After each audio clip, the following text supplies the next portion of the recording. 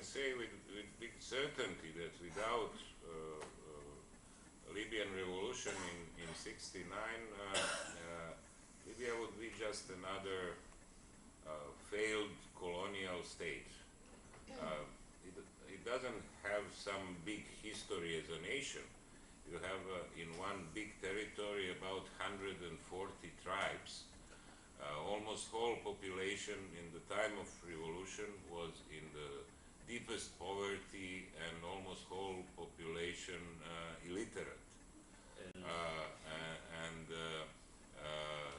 Actually this revolution gave historical identity to this country and gave it big social and human achievements.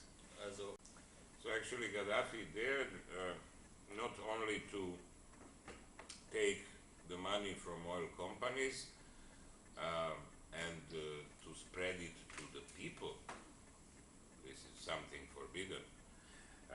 But he also went one more step further, trying to use the financial potential of the country for the benefit of the most suffering and most underdeveloped continent, Africa. In the time of liberation of most African countries after the Second World War, within the continent emerged an organization of African unity, and it has its enthusiastic period of history in the time of lifting of the colonial rule. But this organization had lost a bit of its importance. So Gaddafi managed, and it was his project and his idea, to give new form to this organization.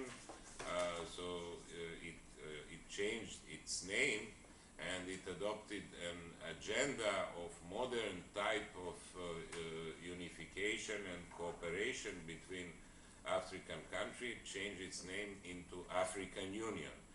And one of the things which African Union was supposed to get in this time was its development bank, which was supposed to be placed in Libya and financed in the first place by Libyan government. The second reason, the next reason for the war would be kicking out Russians and Chinese from Mediterranean. Their company already had big losses as consequences of Libyan war, and this process is going on with putting and increasing pressure on Syria and so on. And we can see that actually, in a way, resistance of Russia towards repeating the same scenario in Syria is stronger, despite Syria has much less oil, but Syria has the only Russian military base in Mediterranean. So you can see the line of countries in their plans. They don't hide it. It's Tunisia, Egypt, Libya, Syria. They can eventually perhaps go back for Algeria or do it parallelly.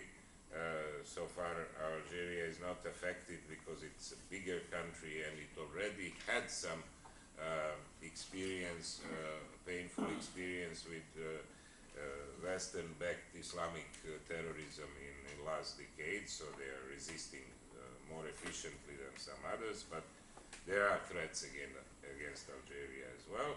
And finally, Iran.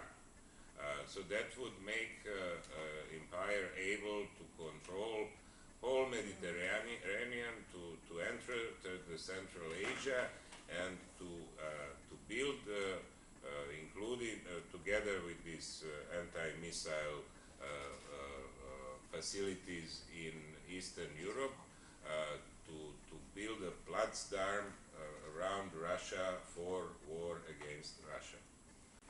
So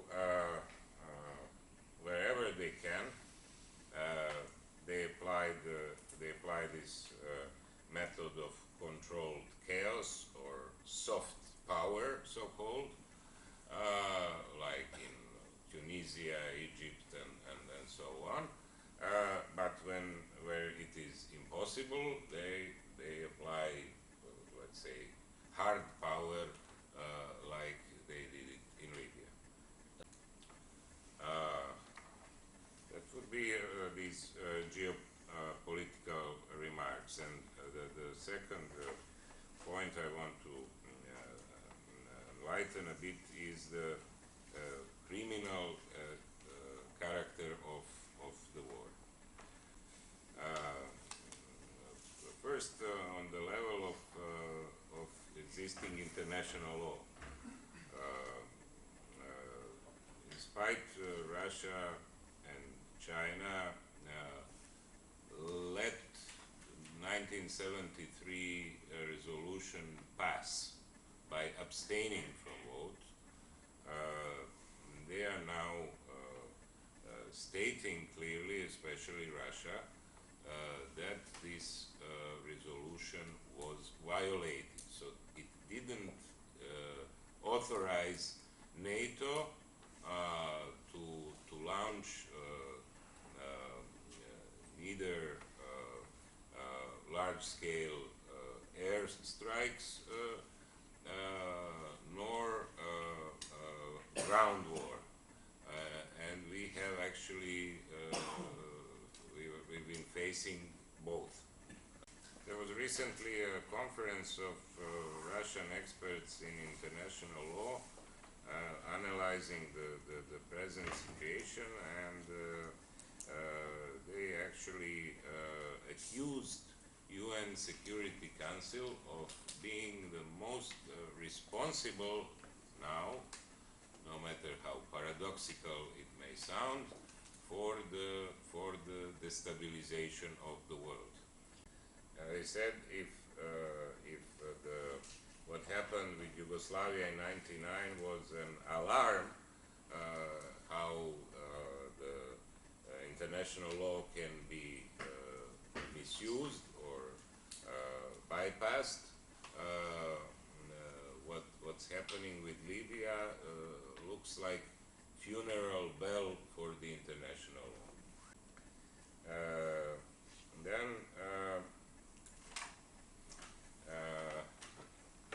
what would be the structures they use? I would use some example from Serbia in order to make this picture clearer.